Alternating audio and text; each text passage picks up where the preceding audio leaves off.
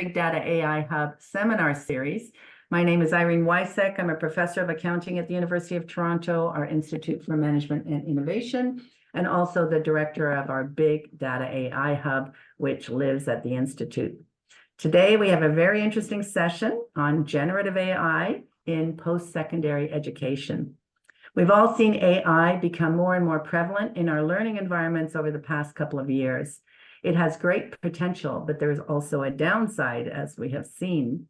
Over the last couple of years, we've invited speakers to discuss the potential, but also the concerns in our seminar series. So you may want to have a look back after this session, and we've had some very interesting speakers discussing many of these topics. I'm sure many of you have also had conversations with your colleagues about use of technologies such as generative AI, either in the workplace or in the learning environments like universities and colleges. And I think many of us have found it's quite a polarizing topic. Some seem to be running towards it and some seem to be stepping back. But here's a couple of questions to pose before we get going. Do those of us in academia have a responsibility to help our students understand both the upside and the downside? Because there can be great efficiencies achieved by using some of these technologies, but there's also risks.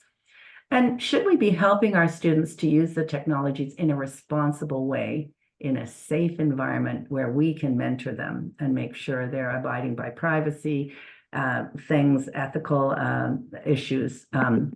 So those are really the questions that I have in my mind. But it's very exciting times. And presenting today is Adam Vanzella Yang, who is a Senior Research Associate with the Conference Board of Canada. We will save some time for Q&A at the end, but feel free to comment in the chat. We'll keep our eye on that as well as we go along. So I am going to turn it over now to Adam.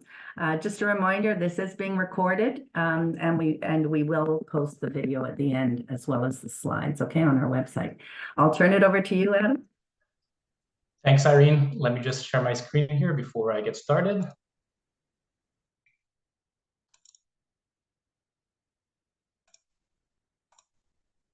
All right. That's good. We can see it. Awesome. Okay, so hello, everyone, and thank you so much for joining today's webinar. I'm Adam Vanzella Yang, and I'm a Senior Research Associate with the Education and Skills team at the Conference Board of Canada. And I'd like to thank Michael Marion and Irene for the invitation. I'm very excited to take part in this conversation and share with you some of the findings emerging from our project on generative AI in post-secondary education. So this is the roadmap for today's presentation. I'll begin by talking a little bit about the Conference Board and the project that we are currently undertaking. Then I'll move on to a brief overview of the landscape of AI in society and in education. I'll then present some findings from the student and educator surveys that we recently conducted. And after that, I'll discuss some implications of our findings for post-secondary institutions and next steps in the project.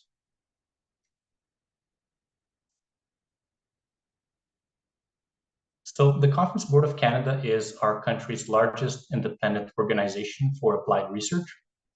We deliver unique evidence-based insights to help Canada's leaders shape a more prosperous future.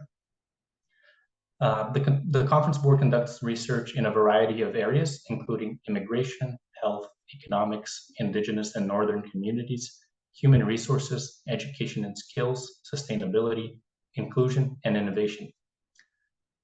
I work on the education and skills team, and we conduct research on workplace skills needs and the education and training requirements to meet these needs.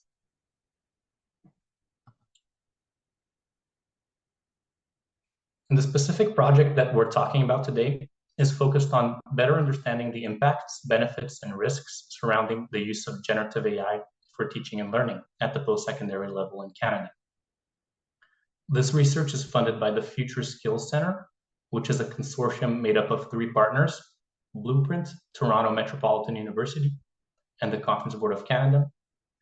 And we work together to carry out research, develop tools, and mobilize knowledge on a variety of topics related to the future of work and skills. The Future Skills Center is funded by the Government of Canada through Employment and Social Development Canada, or ESDC. More specifically, the aims of this project are to identify existing uses of generative AI in post-secondary teaching and learning, to examine institutional policies and guidelines for the use of generative AI, to investigate how students and educators perceive the impacts, benefits, and risks surrounding generative AI use, and to develop a flexible set of guidelines on how to use generative AI equitably, responsibly, and advantageously.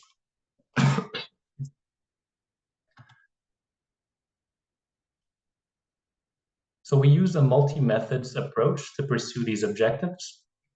We began by reviewing online sources to identify how generative AI is being used across Canadian post-secondary institutions. We also scanned institutional websites to find out which post-secondary institutions offered policies or guidelines for the use of generative AI. We then surveyed students and educators to hear about their experiences, perspectives, and challenges associated with AI use in teaching and learning. And for this step, we partnered with a Canadian marketing firm, Leger, to obtain nationally representative samples of 2,400 students and 400 educators across the country. And this survey was fielded in December 2023 and January 2024. And finally, we are also speaking with individuals who are experts in AI in the post-secondary space to gain a deeper and more contextual understanding of AI in this sector. So this step is nearly complete. We interviewed 25 out of the 30 individuals we set to interview. And today, I will focus on findings emerging from the survey component of the project, although I will occasionally bring in some elements from the other analyses to support and contextualize some points. Excuse me. So I'm the lead researcher in this project, but this is really a team effort, and I'm very fortunate to have a team of talented, dedicated, and kind individuals working alongside me. So our team consists of managers, research associates, and research analysts who are responsible for a range of tasks, including project management and oversight, data collection, data analysis, writing, and editing.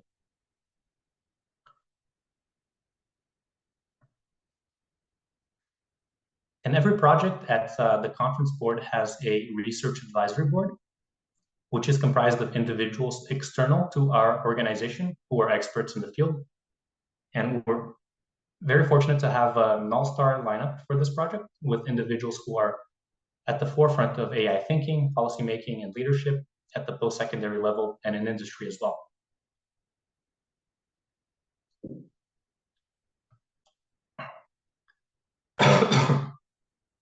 Sorry for the constant coffee. I'm still recovering from a cold, so I may have to take some pauses to catch my breath.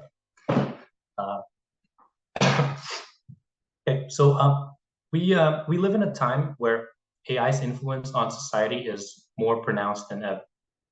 And humans still beat AI in some tasks, but AI has surpassed human performance on many benchmarks, including image classification, reading comprehension, visual reasoning, and natural language inference.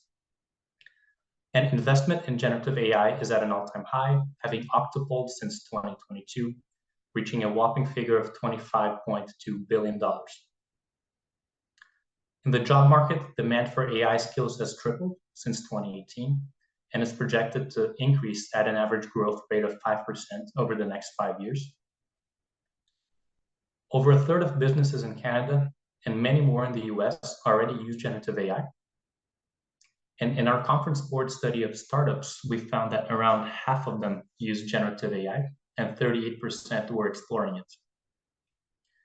Positions requiring AI skills are predominantly filled by post-secondary graduates, which is one of the reasons that we should turn our attention to AI in the post-secondary education sector.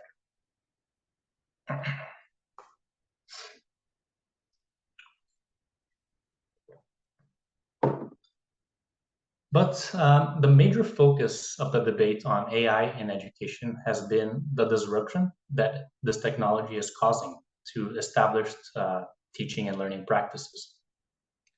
The launch of ChatGPT in November 22 represented a "this changes everything" moment for post-secondary leaders and educators who promptly realized that these advanced computer programs were able to easily handle tasks typically assigned to students, such as summarizing complex readings, writing essays, analyzing data, and solving problems. As a result, a major rethinking is underway regarding the role of post-secondary education in this new AI era. And institutions are still scrambling to craft policies and guidelines for generative AI use and its potential integration. A study from 2023 indicated that just under half of the world's top 50 universities have guidelines for AI use. And our own scan of institutional websites completed in the fall of 2023 indicated that 23% of public Canadian post-secondary institutions have guidelines. Interestingly, we also asked this question in the educator survey and obtained a similar result. So among the post-secondary institutions with guidelines, we found that 3/4 of them leave it up to instructors to decide on whether and how to use generative AI in their course or courses, while 11% were more notably pro-AI, allowing it or encouraging it, and around 14% banned its use.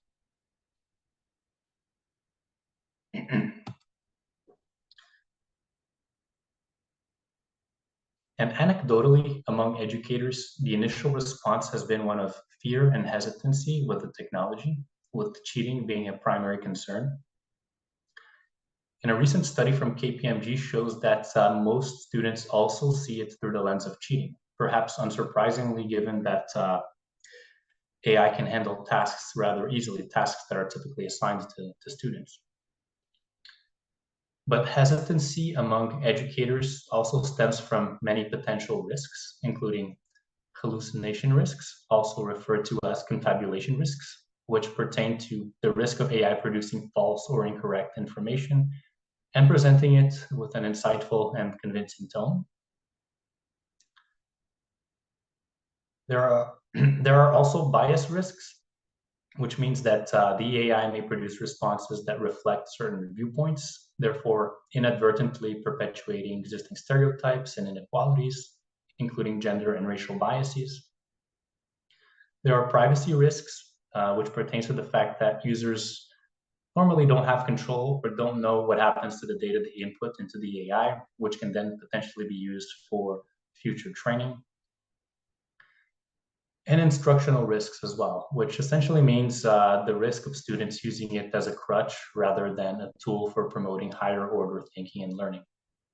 And the fear here is that AI could potentially prevent students from learning for themselves, that it might inhibit the development of skills typically taught in post-secondary education, such as critical thinking, creativity, and formal writing.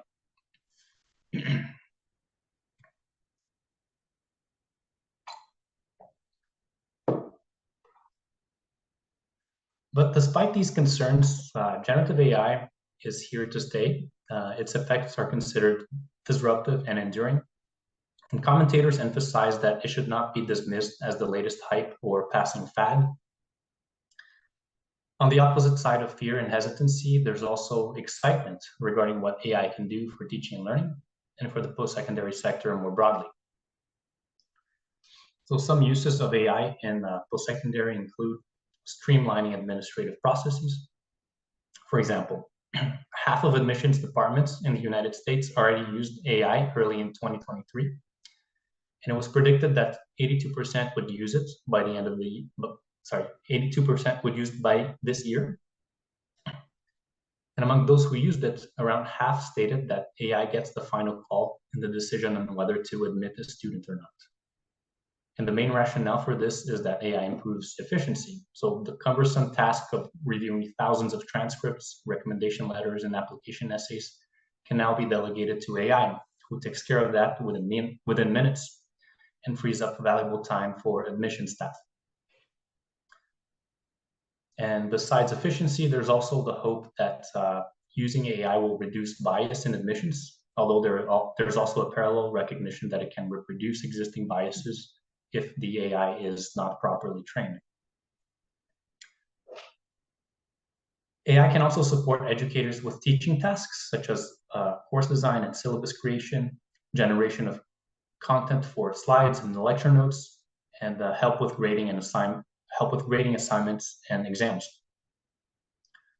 But perhaps the biggest promise of generative AI is its potential to create personalized learning strategies for students and its ability to provide ongoing tutoring and assistance. So we know that students learn at a different pace and experience different challenges in their educational journeys. And the use of AI can help to ensure that students have access to educational content and feedback that is tailored to their specific needs and objectives.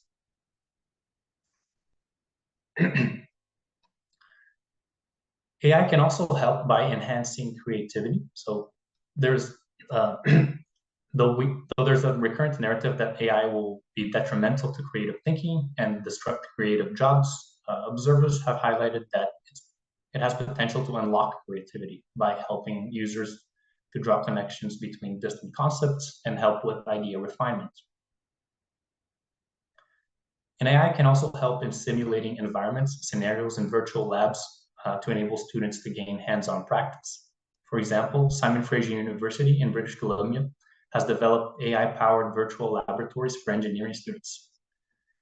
These virtual labs allow students to conduct experiments and simulations remotely, providing applied learning experiences when physical labs are not available.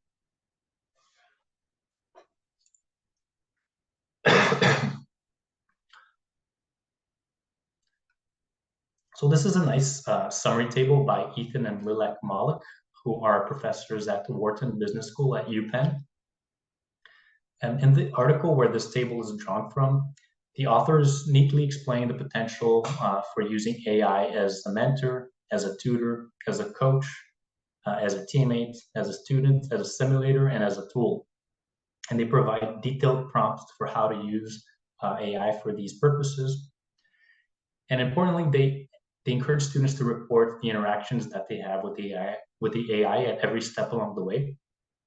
And they provide strategies meant to ensure students remain, quote unquote, the human in the loop who provides active oversight and critical assessments of AI outputs. I strongly encourage you to take a look at this piece if you're interested in ways to integrate ChatGPT or other tools into assignments.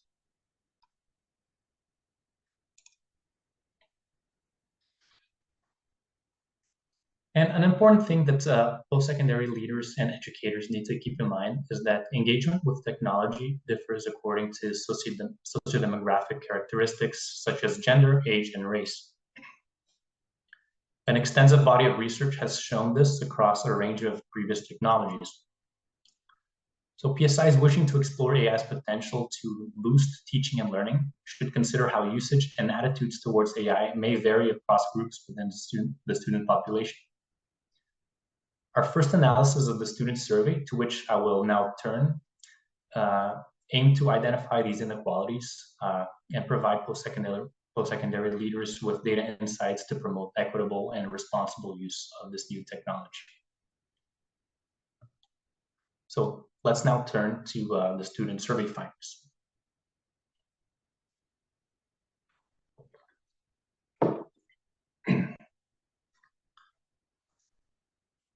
We asked post-secondary students how often over the past year they used generative AI tools such as ChatGPT to help with tasks related to coursework and learning. 16% of students report using generative AI most of the time or all the time. 34% report using it sometimes, and 49% report never or rarely using it. What's interesting to see here is that half of students are essentially non-users, while power users represent a relatively small fraction of the student population. So generative AI usage is surprisingly not yet widespread in post-secondary education, despite what we hear in popular discourse.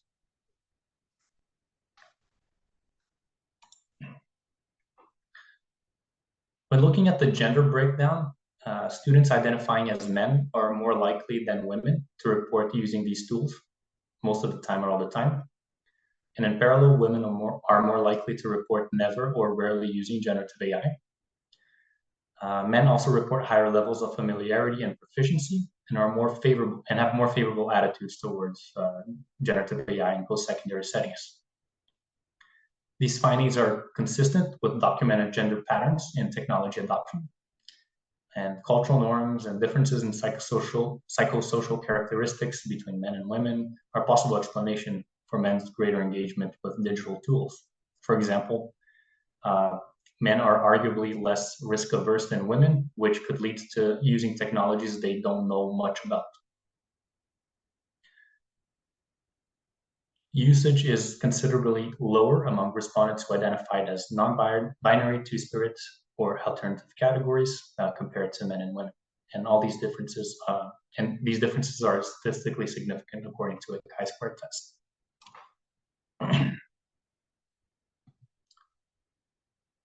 Now let's turn to variations across cultural backgrounds.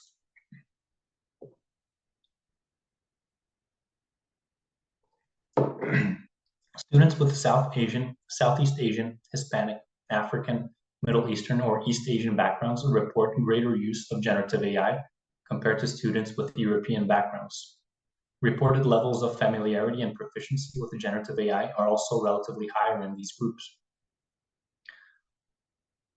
Racialized students have experienced persistent educational inequalities in Canada, so it's possible that some students draw on generative AI to better navigate unfamiliar cultural contexts, language barriers, or other obstacles that hinder educational achievement. However, the uptake of generative AI is low among Indigenous students. 62% of Indigenous students report never or rarely using these tools, potentially reflecting broader inequalities in access to digital tools and resources. And the other category that you see here at the bottom includes open-ended responses to the race question, to the cultural background question, and commonly identified identities here are Caucasian, Canadian, Quebecois, white, and Caribbean.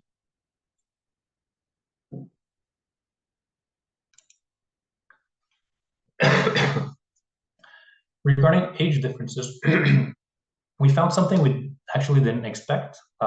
Younger and older students report similar frequency of use.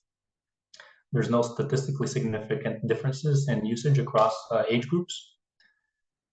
Despite the digital divide between older and younger generations, there is evidence that mature students and older adults more generally are developing favorable attitudes towards technology and are increasingly integrated into the digital world.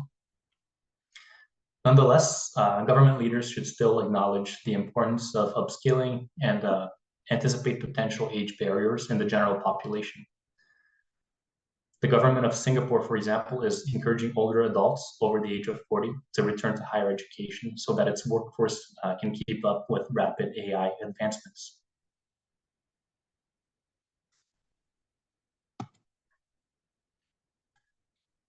And students in different fields of study may have distinct attitudes towards the use of digital tools, and it is well known that some disciplines are more tech-oriented than others. The unequal use of generative AI across fields is another reflection of this. Up to 67% of students in engineering and 65% of students in business report using generative AI sometimes, most of the time, or all the time, in contrast to 39% of students in the health field. However, the relatively low uptake among students in health is likely to change given the promising applications of AI tools across many domains within this field, from routine healthcare management to diagnoses of complex medical conditions.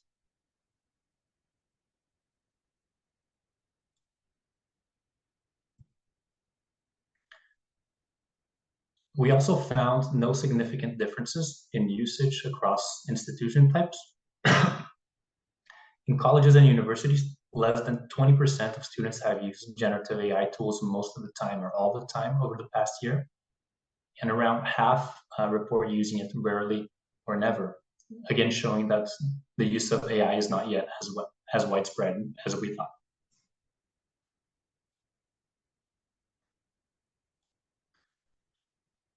So the sociodemographic characteristics discussed above are to some degree associated with one another. For example, there are more men in the field of engineering, which could explain greater usage within that field. To gain a better understanding of the predictors of frequent AI usage, we investigated the unique relationship of each variable with generative AI use while controlling for the other variables. To this end, we executed multiple linear regression analysis. And what we found is that compared to women, men are more likely to report higher generative AI use, and non-binary individuals are more likely to report lower use. Students from all backgrounds except Indigenous and other are more likely to report higher use compared to students with European backgrounds.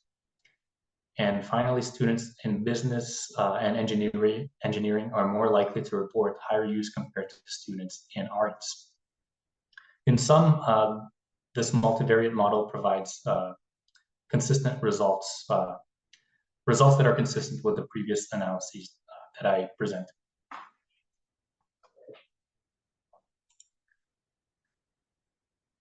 And now I would like to turn to the survey questions on attitudes towards generative AI and look at how frequency of use as well as sociodemographic factors are associated with these attitudes. So we asked students on a scale from 1, strongly disagree, to 7, strongly agree, indicate your level of agreement with the following statements. Students should be allowed to use generative AI to help them with their coursework and learning. The use of generative AI is essential for the future of post-secondary education. The use of generative AI raises ethical concerns, and generative AI poses a threat to the integrity and reliability of knowledge. Again, we used multiple linear regression models for this purpose.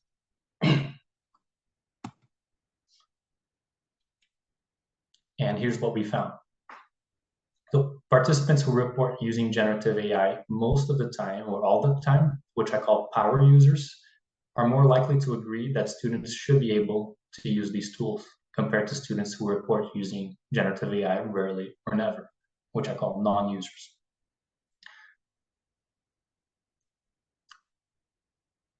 So power users are also more likely to agree that this technology is essential for the future of post-secondary education.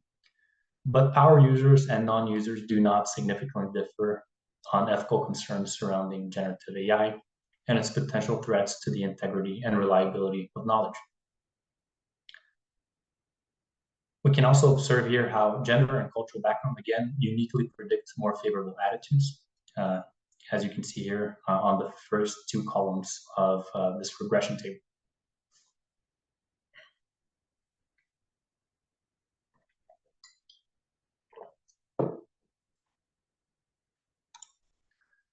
So to summarize our findings from the student survey, usage varies along the lines of gender, cultural background, and field of study, and power users are the most likely to have favorable attitudes toward this new technology.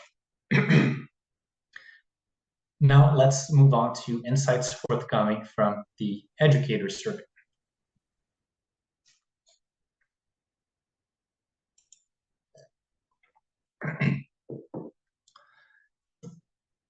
So remember that our scan of institutional websites indicated that among institutions with available guidelines, most indicated that instructors should decide on whether and how to incorporate the new technology into their courses. So we asked educators, have you explicitly allowed students' use of generative AI for coursework or learning purposes? And response options included allowed for coursework and learning, allowed only for coursework, allowed only for learning, not explicitly allowed, and don't know. And more than half of educators did not explicitly allow student use of generative AI.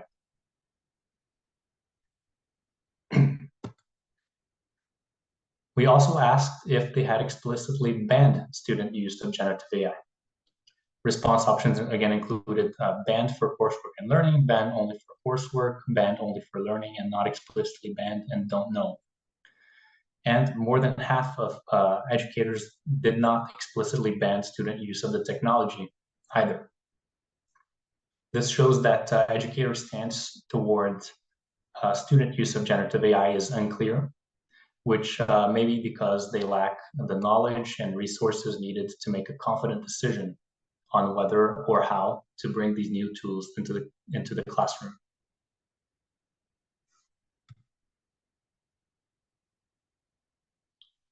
And indeed, when we asked them whether they had received any formal guidance or training from their institution, almost 80% responded no, and less than 20% responded yes.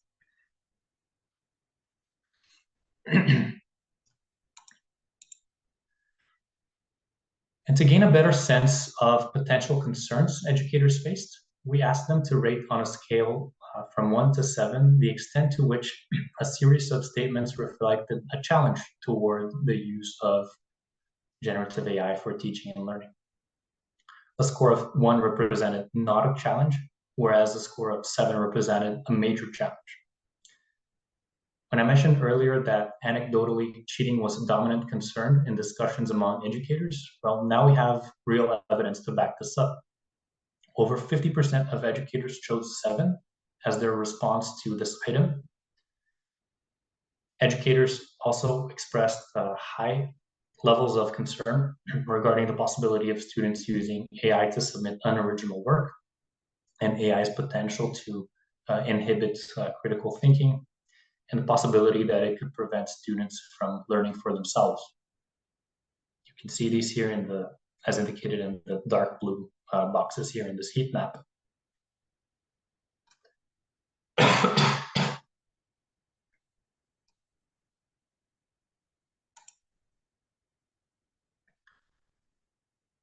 And we were also interested in hearing from educators their thoughts on the tasks in which AI use would be most and least appropriate for students in this case. We asked them how often they thought students should use generative AI in a list of tasks that students typically engage in. And this is what we found. So educators are more likely to oppose generative AI use for essay writing, problem solving, and editing and proofreading.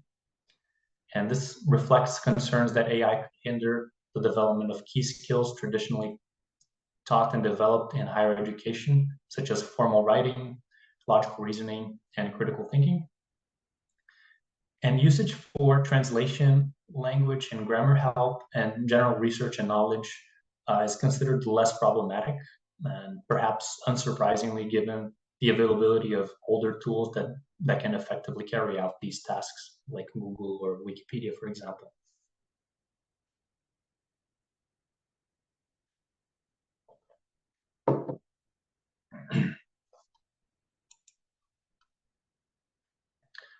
We additionally asked educators to rate, again, on a scale from 1 to 7, the extent to which they agreed or disagreed with a series of statements regarding AI.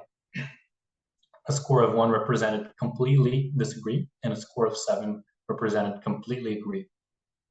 And what we see here is that educators are keen to receive training on how to effectively use generative AI tools, with close to 40% of educators answering 7 to this item. They're also more likely to agree that generative AI raises ethical concerns and that it is important for students to receive formal training on using this technology. Educators are relatively less likely to agree that students should be allowed to use it for coursework and learning purposes, and that they have the knowledge and skills to effectively use AI, so educators in this case. So interestingly, most of the items that stand out either on the top or the bottom end pertain to training needs and preparedness for the use of AI.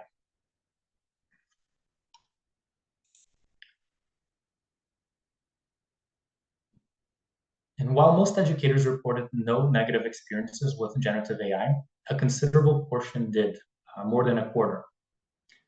In the open-ended follow-up question, most educators specified that student plagiarism, unoriginality, and the production of false information or hallucinations were the main reasons behind their negative experience. And an additional 13% of educators mentioned they did not know whether they had a negative experience or not, which suggests possible difficulties in identifying inappropriate uses of the technology.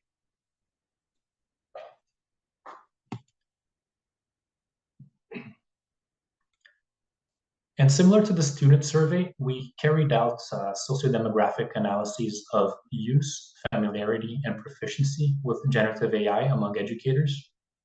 Here are the preliminary findings.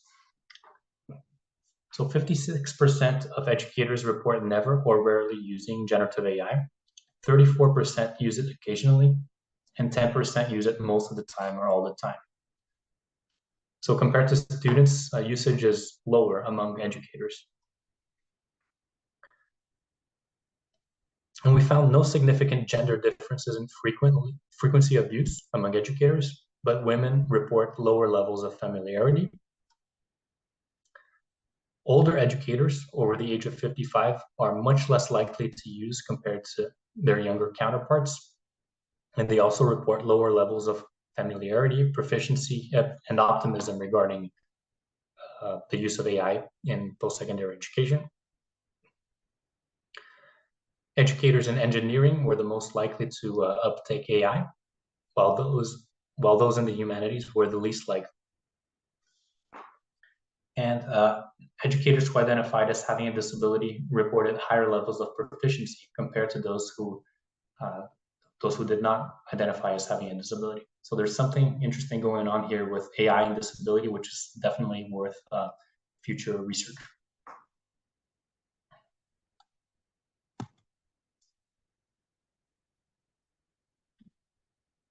So what does all of this data mean in practical terms for colleges, polytechnics, and universities who are grappling with the lack of coherent guidelines, standards, and best practices? While this project is still ongoing and we have yet to analyze our qualitative data, we see a number of possible implications emerging from our preliminary findings.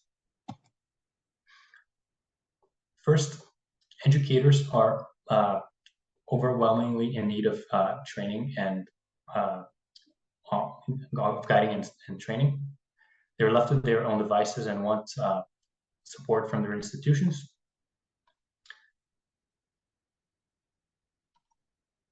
Second, there is variation in AI use and perspectives according to student sociodemographic characteristics, even if a majority of learners have yet to fully embrace AI.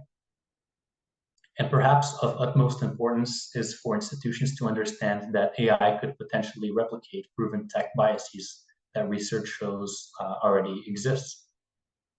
Certain groups within the student population could feel the negative impacts of the exclusion and lack of access to AI's possible learning benefits. And finally, we're seeing that this is still relatively early days, and we have an opportunity to act now to better prepare our institutions and learners relying on their teachers and technology to navigate this rapidly changing technocultural field.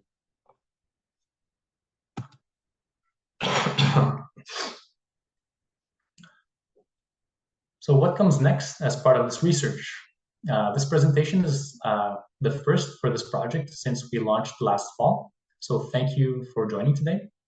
It's the first of several talks we will be giving to our target audiences over the next year. We're also presenting at Congress in the Sociology of Higher Education session. And we're hoping to share this work further at academic meetings and professional and industry events. So feel free to reach out if you think these insights might be relevant to you or your colleagues. We currently have 2 quantitative reports drafted based on the survey analysis presented today.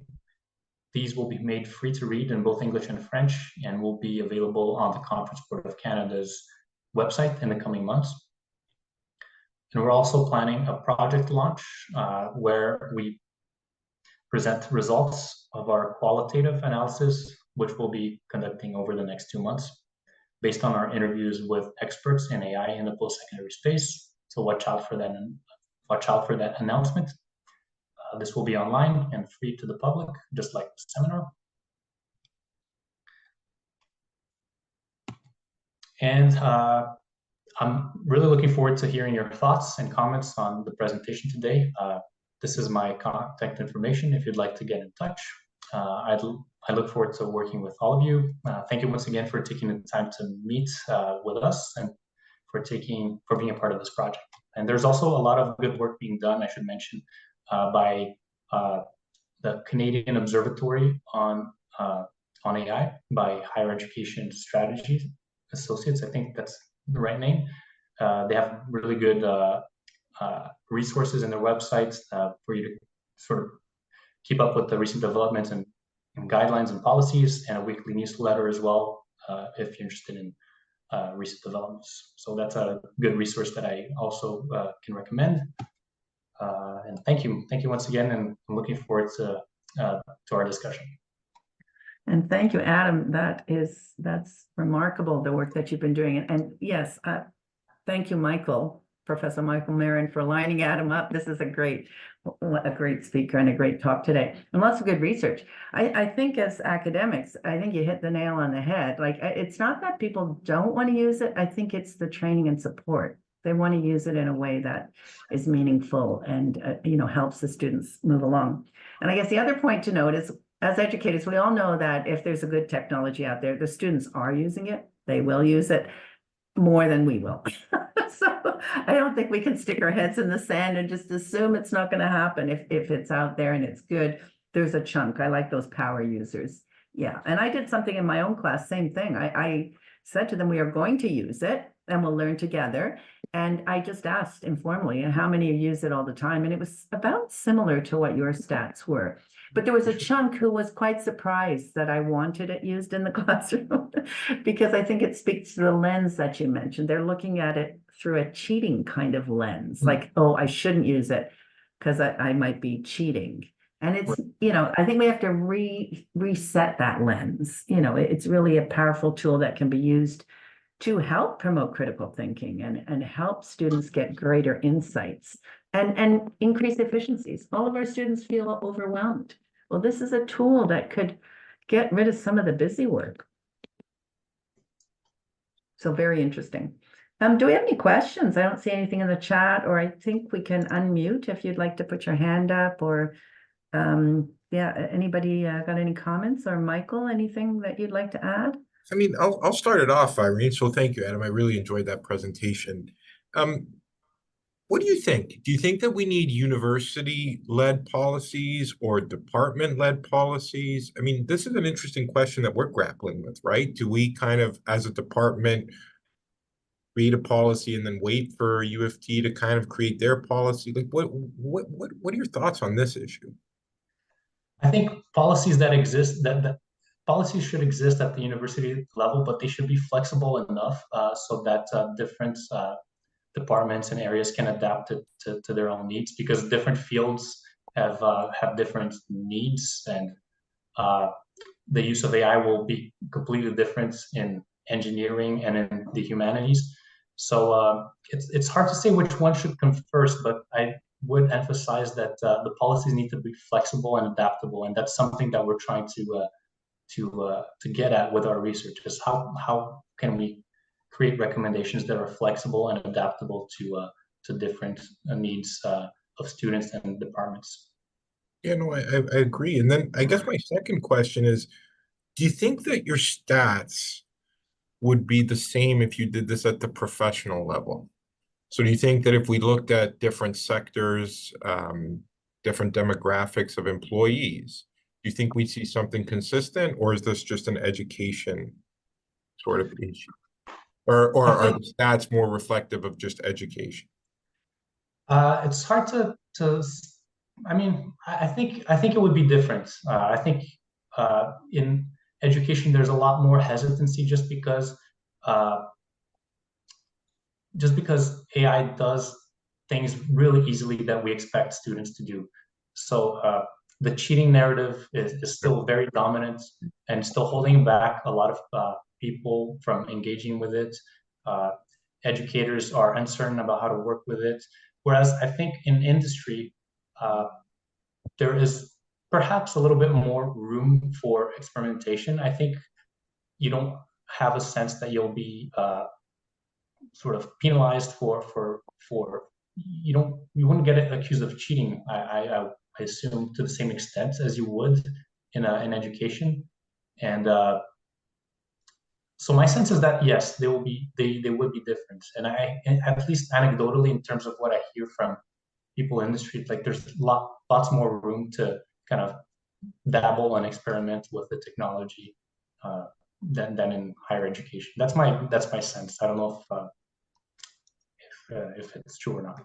No, and I think I would agree with that, right? I think when we think of generative AI, we are so quick to think about the cheating aspect, and that cheating aspect wouldn't exist in industry, right? I mean, if you're more efficient, if you could get something done quicker, I think that would be applauded, right? So I do think that there probably would be some subtle differences. In terms of survey methodology, how did you conduct this survey? Like it was just randomized, or are there particular institutions?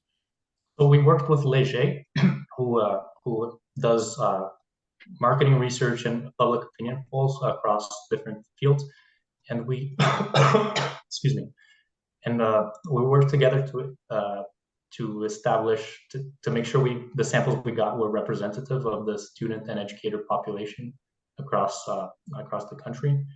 So we did this by establishing quotas for key sociodemographic characteristics. So these quotas were based on age, race, gender, region, institution type. Can't remember.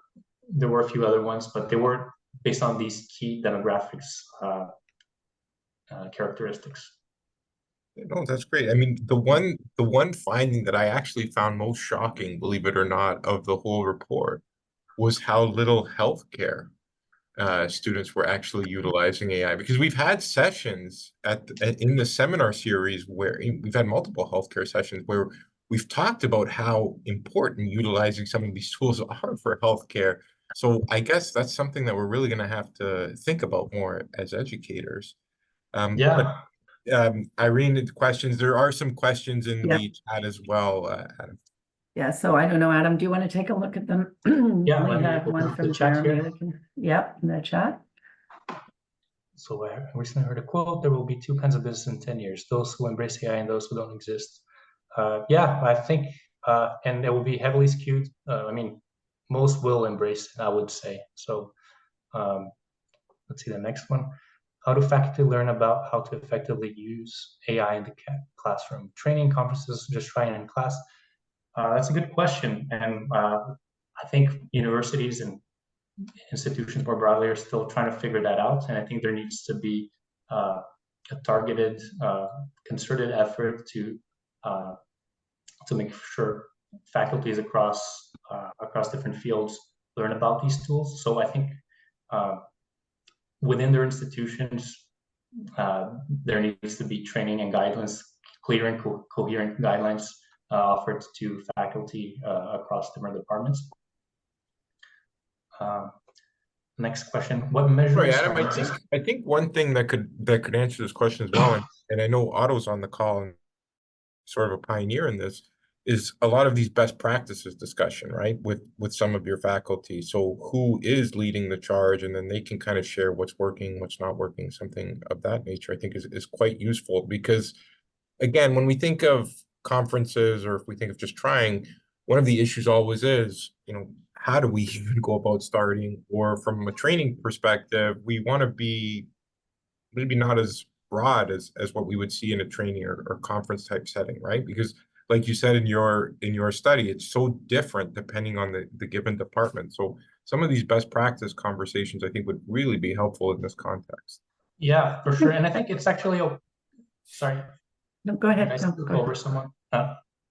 Yeah, I think it's even okay to start broad, given the general kind of lack of knowledge that most people, most faculty have. So starting broad is actually okay, just to get the basics, and then eventually narrowing into the best practices within each field. I think. And it changes. It's changing so much. I think we have to share and share openly and transparently. This worked, this didn't work, and halfway through something changed, and this is how we adapted to it.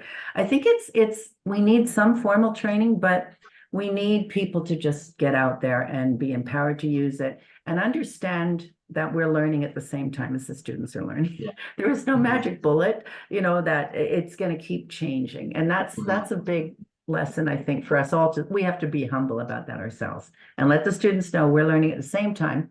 But we are trying to help you with these things, critical thinking, whatever the creativity, curiosity, whatever those things are. And this is how we're using this tool to help you sort of think about those more human skills and values, which will become more critical as things become automated more and more. I think that's the main thing. So it is a turning point for sure for all of us, I think, in education.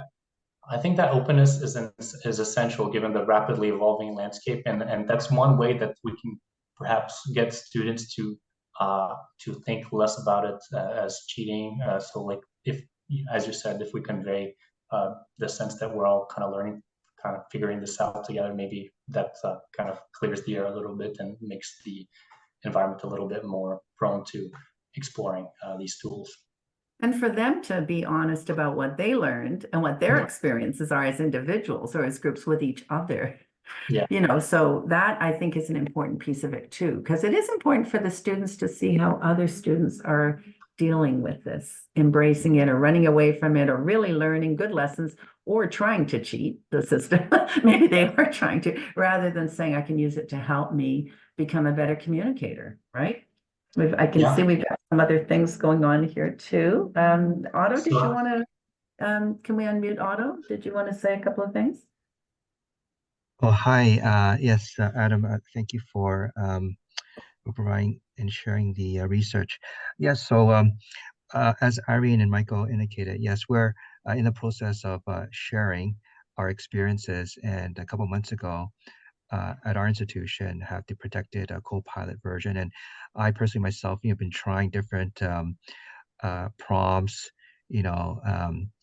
see how we can leverage their technology and then sharing it with our media colleagues. I think it's great to have a two-way communication and yes, be humble about it, right? Trying different prompts and then questioning the prompts together. Yeah, we're on this together. So it's important that we stay as one. Yeah. Yeah, I think, for sure. Oh, sorry, Adam, we've missed one there. What measures are necessary to protect the personal data of students and staff when AI technologies are utilized on campus? And that's a really good question. I'm not sure have the capacity to answer that. I'm not an expert in the matter, but I think it's a great question and that it's a key one. But I'm gonna delegate that to IT experts. I don't have an immediate answer to that one in mind. Well, that gives us our next topic. Then we have to find we'll have a next seminar where we look into something like this because I agree. I think it's a great question. But we do at University of Toronto have brought it behind our firewall. We brought the Copilot, for instance, Microsoft Copilot. So whatever we're putting in there actually stays within the university's firewall. And I was saying earlier, I'm not sure if we have it for our students. I see we've got a couple of U of T people online here, but I know I'm not sure if we've made that available to the students, but that I think would be a critical piece. Bring it within the firewall of the universities, the OneDrive, whatever, so that everybody can just interact in a safer way. So the data doesn't go somewhere else, that it stays within the university and it disappears. It doesn't stay there forever. I think that's the way we've got it set up. But yeah, as Michael has said, yeah, maybe that's the next one we can sort of talk about different experiences and how people are starting to use it. But I do know at some of the big four accounting firms, they've brought it within their firewalls as well, so that they can actually use their client material within it, and it's not going somewhere else. Very interesting. Okay, some other ones there. Darla, you're talking about shifting faculty mindset from being a cheating tool to a teaching assistant. That's good. And Adam, you mentioned that, the idea of a teaching assistant. I don't know if you wanted to just expand upon that a little bit more. Yeah, I think we can see generative AI as being a very like I forgot where I saw this quote. I keep hearing it, that AI is kind of like a very eager but naive assistant. So we have it, we can definitely use it as an assistant, whether a research assistant or a teaching assistant, as long as we still have oversight and control of what we're doing. I think the tool can definitely streamline a lot of teaching tasks, a lot of research tasks, and uh, but we are still kind of the human in the loop, right? We're still the ones in control. Uh, so yeah, I think it can be a great teaching assistant for sure. I think that is the key, the human in the loop. This is not, we're not handing everything over. You know, we're still, it's a sort of it augments our human intelligence, this tool does, but there has to be that human in the loop. And other comments about the privacy and who owns the data. Yeah, I think unless you know that it's in a secure environment, we should tell our students nothing should be uploaded that you care about. That's a first thing, you know, and then if the university says, well, we've put it behind a firewall or whatever, okay, well, then that's something that we all need to understand and know, you know, but I think until we all know that for sure, the students should learn about that. Like that's a caution that we can help them understand and how to use it responsibly and thinking about these biases and the hallucinations, and they can't just blindly rely. They've got to learn that human skill and value of skepticism. You know, that's part of critical thinking. Can I trust this? You know, so lots of opportunities there.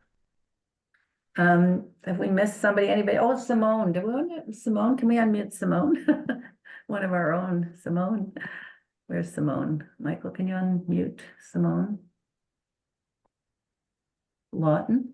Fine.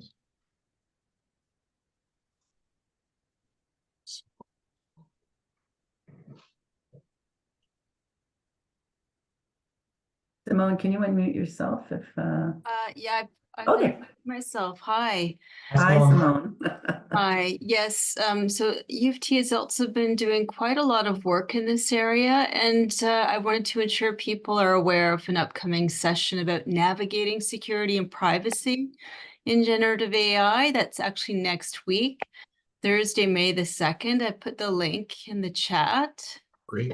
And there's also some guidelines from the U of T libraries that might be helpful as well. So generative AI tools and copyright considerations, just to be aware of when you're using these types of tools, especially with our wonderful resources that we have at the library. That's great, Simone. Thank you. Thanks for sharing that. Libraries and teaching and learning centers tend to be a great place to find guidelines and recommendations. So yeah, thanks for sharing that. Those are places to look if you're looking for guidelines. Okay. Do we have any other concerns, or if somebody wants to raise their hand, if they've, you know, we've still got a bit of time if you'd like. If you can raise your hand, we can unmute you.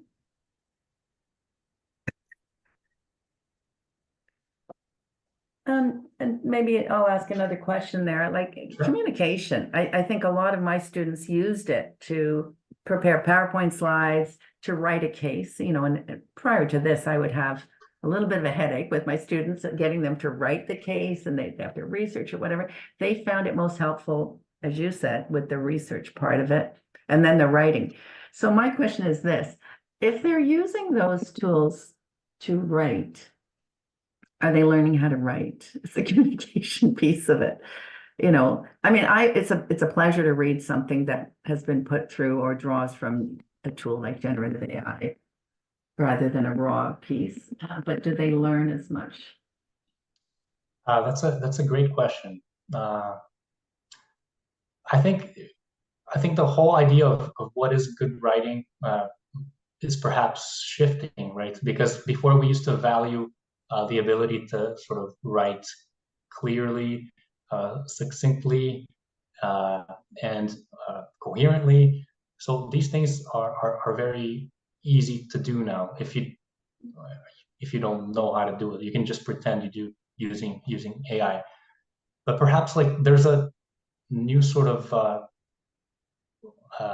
skill development that is needed now, which is, I'm not really sure exactly what it is, but it's not what we have right now. It's not these things that I mentioned. It's not writing. I mean, it still is to a certain extent, but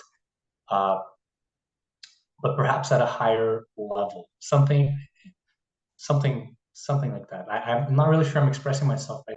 I think generative AI just takes us to like some higher order thinking and writing, and perhaps it's new territory that we don't really know exactly what it is, what it looks like. So it's a great question. I'm just kind of thinking out loud and perhaps not making a lot of sense here, but those are my initial. And I've been thinking about it a lot. So sorry to put you on the spot, but I don't have an answer either. It's like that when people come at me and say, well, then they won't know how to write. I'm like, I know. But so what is it? What's the new way of helping them understand how to better communicate it? That's a good question. We'll throw it out for everybody there. And I see Jeremy's got his hand up. Michael there. Yeah. Jeremy, your thoughts? Hi there. Thanks, Adam, for the talk. I'm just full disclosure, I'm a colleague of Adam's at the conference board, and I just wanted to maybe add some commentary to the this question about learning how to write and what a tricky question it is. But we actually we developed an AI tool. The Conference Board of Canada, as an applied research organization, our outputs come in the language is very specific. It's very direct. It's tailored to a specific audience, and a lot of our junior research staff they struggle with getting their ideas into that kind of language and into that sort of tone of impactful, accessible writing when we're trying to synthesize these massive mixed methods research projects. And so we developed a kind of brand voice tool, which I when I'm editing my research staff and their drafts, it's trained on hundreds and thousands of conference board outputs, and and it's good, and it sort of spits out some guidelines. Here's a way that we're making the sentence a little bit more action oriented and less passive. And thank you so much. I'm in your garden. Yeah, he was just on the lawn. I saw him. Whoops. But Adam, just to your, trying to some of your answer. I mean, it's a very difficult thing, because there's the question of is an AI tool replacing a student's ability to learn and translate their ideas into the word, or can it be used as a tool for kind of clarity and precision and refining, given that as a former university instructor for 10 years and seeing the kind of increasing challenges students are facing, especially coming out of secondary into post-secondary and being expected to be able to write in a certain style. I mean, I'm not totally unoptimistic, but I think there is room if we can craft these tools and use them responsibly, then for sure it can be useful. But anyway, I'll leave it there. Yeah, thanks, Jeremy. I think the point is with some guidance, if the tool is explaining what it's making it more action oriented or whatever, that's a learning point for a student as well, for all of us really. But we have like a guide with us when we write something, too many words, or whatever, not enough words. So it could be used to help teach. Tracy, did you have a comment?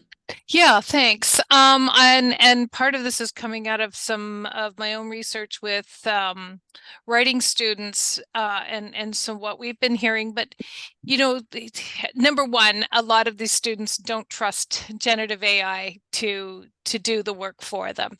But what we were hearing was that a lot of students use this as a way to start. So not starting with the proverbial blank page or blank screen, or to kind of testing some of their ideas, which I found very interesting. But I think what this leads to is the fact that we really need to teach them how to use it, or how to assess their use of generative AI. I mean, I remember many years ago in undergraduate education, the whole thing of Wikipedia, and students were going to Wikipedia and Google and things like that, and they weren't going to the library, they weren't going to primary sources. And then until we taught students how to use it, not only how to use it, but how they could contribute. And now, it's just, it becomes part of the norm. But but teaching students how to assess in everything, how to assess the information they're using. And I think this is where AI can actually, I mean, it really is where that rubber meets the road in students being able to assess what they're using, assess the information, fact check, look for credibility and accountability. So I think this can be a really wonderful teaching tool to look at critical thinking, to look at critical evaluation of the information they're using to make decisions in general. Thanks. Yeah, thanks for that. So there's definitely a lot of parallels, like with the calculator or with Wikipedia or with Google. So those are things that we've experienced. Those were disruptive technologies, and now we're kind of going through this again, perhaps at a different level, but nonetheless, we've gone through these things, and as you said, well, it's all a matter of understanding how these things work and how we can use it to our advantage without compromising the development of skills and knowledge that post-secondary is meant to offer. So yeah, so there's potential. I think we're just in a all this is very recent, and we just, once the dust settles and we have a better idea of what the tools can do, once educators feel better prepared, once students know better what is expected from them in regards to these technologies, I think we can definitely move on to a place where we're using these tools to enhance the teaching and learning experience. Yeah, thank you, Adam, and thank you, Tracy. And I think the point about the critical thinking, if they can start to get them started, get rid of that proverbial blank sheet thing, which some students spend a long time on that blank sheet, they can move more quickly to where they're critically evaluating the information, or they're fact checking or doing the research. So maybe it helps them get to critical thinking faster in there. You know, if they've got 10 hours to do an assignment, if they can get to that point more quickly, they can spend more time on the critical thinking. So I think it's got some good potential there. Any other questions? I don't see anything else in the chat. I can see people are thumbs upping things, and thanks for everybody who's contributed so far. But any last, or Adam, any last thoughts on anything? No, just wanted to thank you both again. So Michael and Irene, thank you for this invitation. I'm really excited with sharing all these findings with everyone. This is the very first external presentation on this, so it means a lot to us, and we're happy that we were able to do it in such a friendly and open and impactful forum. So just thank you for the invitation. Well, thanks again, Adam. This has been amazing, and we feel very honored that we were the first to be able to have a little peek at your research. So thank you again, and I guess that we've got your PowerPoint. Can we share your PowerPoint on our website? Is that okay? Absolutely, yeah. Yeah, I'd imagine for you, you're happier to have everything shared out as well. Yeah, that's not a problem. Okay, great, thank you. And we will get this, this is videotaped, so we'll audio taped and videotaped, we'll put it on the website. So if you want to watch it again, that's fine. Or if you want to share it with other people, feel free. And as we alluded to earlier, we've got some good webinars from past seminars that you might want to take a look at in hindsight. And we did have a really good one on responsible AI. One of our U of T Data Science Institute did the presentation. So anyway, thank you all for all this great interaction. Thank you for all your comments. And again, Adam, thank you. And we'll probably be in touch, Adam, and just sort of as things unfold for you. But we'd be happy to share anything that we can or contribute if you'd like that. Okay. Absolutely. Well, thank you, and thank you everyone for attending. Yes, thanks everyone. Have a good day. Have a good day. Bye-bye. Bye-bye.